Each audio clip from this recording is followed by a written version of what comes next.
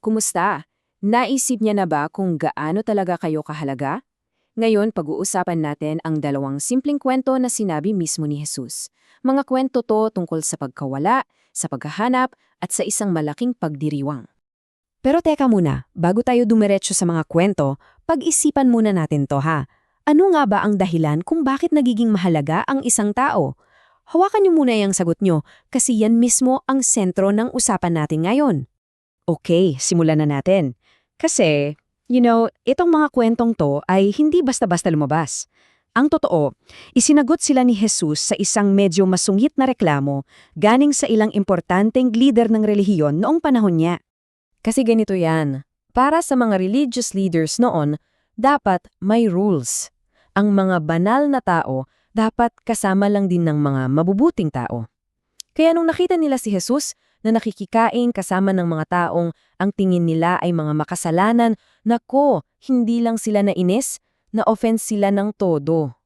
Ayan, yan mismo ang bulungan nila. Halata mo yung tono, 'di ba? Puno ng pangmamaliit. Para sa kanila, yung ginagawa ni Jesus, malaking iskandalo. Hindi nila talaga matanggap kung bakit ang isang banal na tao sasama sa mga taong tingin nila ay marumi.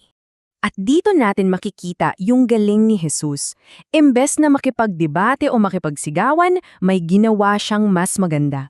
Sinagot niya sila sa pamamagitan ng isang kwento para maintindihan nila yung punto niya. At ang una niyang kwento ay tungkol sa isang pastol at sa kanyang nag-iisang tupa. So, isipin nyo to, may isang pastol na may 100 tupa. 100, wow, di ba? Kumpleto, buo, masaya ang kawan. Pero isang araw, isa lang naman sa 100 yun, ang naligaw ng landas. Nawala. Hindi na mahanap. At dito na yung nakakagulat sa ginawa ng pastol. Pwede naman niyang magsabi na, okay lang, may 99 pa naman ako eh. Pero hindi. Iniwan niya yung 99 na ligtas para lang hanapin yung isa. Sinuong niya yung mga delikadong lugar, umakyat sa matatarik na bangin, pinakinggan yung pinakamahinang iyak. Lahat para sa isang tupa. At nung sa wakas, nahanap niya, anong ginawa niya? Sinigawan ba niya? Pinarusahan? Hindi. Sa sobrang tuwa niya, binuhat niya ito sa balikat niya at dinala pa uwi. Hindi galit yung naramdaman niya, kundi purong-purong kagalakan. At hindi pa dyan natapos si Jesus. Pagkatapos mismo ng kwento ng tupa, nagbigay pa siya ng isa pang kwento na halos pareho ang tema. Ngayon naman imagine, isang babae na may 10 pirasong baryang pilak. Napakahalaga nito sa kanya, parang kayamanan na. Tapos isang araw, nako, nawala yung isa. Hindi niya sinabing, hayaan mo na, may siyam pa naman. Hindi, nagsindi siya ng ilaw sa madilim niyang bahay, winalis ang bawat sulok at hindi siya tumigil hanggat di niya nahahanap yung isang nawawalang barya. Okay, so ayan na, 2 kwento. Isang nawawalang tupa, isang nawawalang barya. Ang ganda pakinggan, pero ano ba talagang pinupunto ni Jesus dito? Ayan ang alamin natin.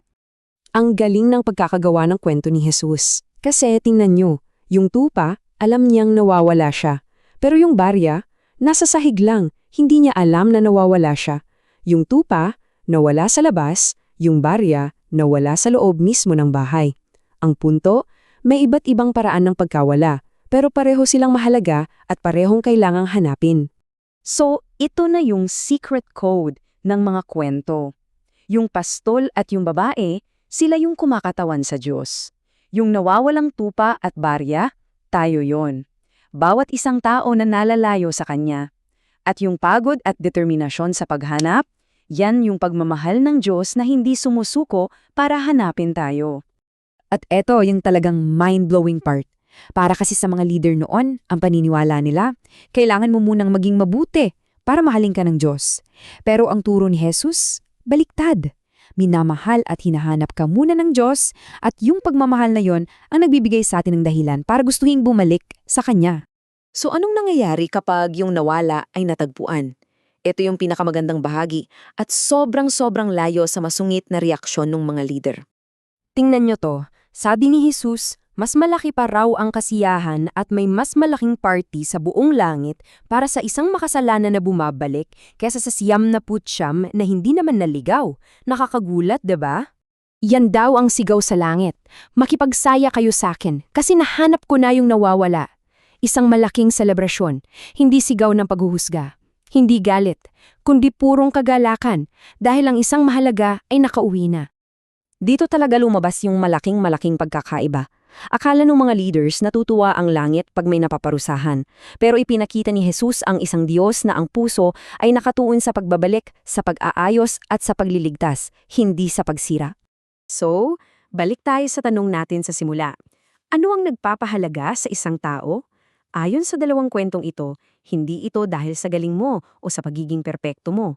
Mahalaga ka dahil sa mata ng Diyos, sapat na ang halaga mo para hanapin. Kahit pa kailanan niyang iwan ang 9 na pasiyam para lang mahanap ka, ganoon ka kahalaga.